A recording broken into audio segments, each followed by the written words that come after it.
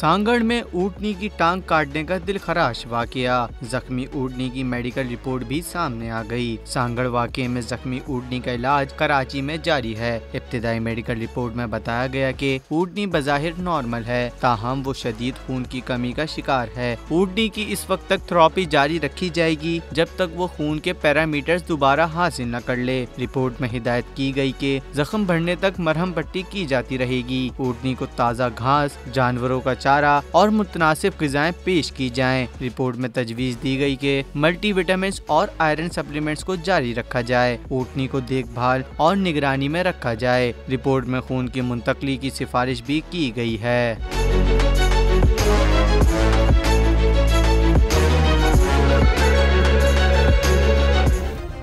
Subscribe करें और bell दबाएं ताकि कोई खबर रह न जाए।